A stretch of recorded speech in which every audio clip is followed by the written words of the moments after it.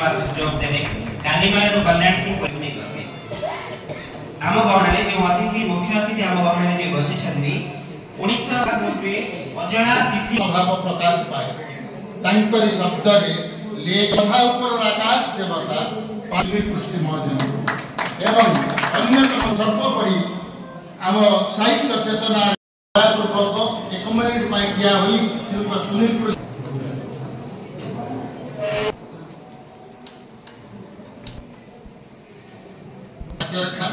आपण माने तार पथ प्रदर्शक आपण आदन करे ताही साहित्य जे उद्बोध करूची उपभोगर बृहत उत्सव ही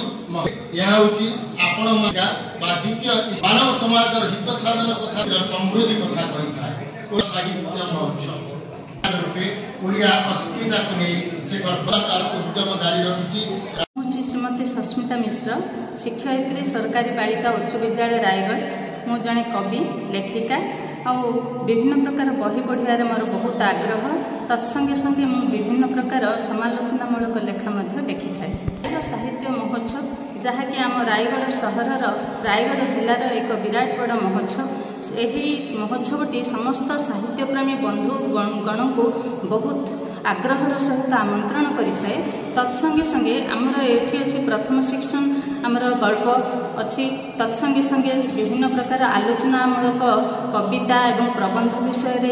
एवं विभिन्न प्रकार लेखा विषय आलोचना करा जिवो एवं यही आलोचना पर कविता पाठोत्सव व कविता समारोह मध्य रही।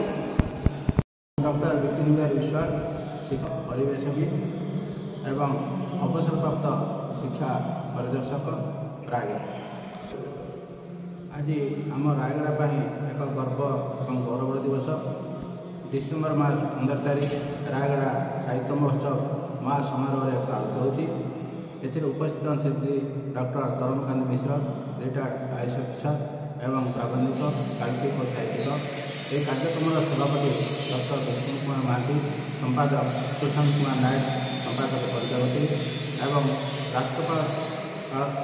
राष्ट्रपति पुरस्कार प्राप्त डॉक्टर जितेन्द्र साहू एभली अनेक साहित्यिक काल्पनिक कथाकार नहीं आमर महोत्सव आज शुभमंडित कर।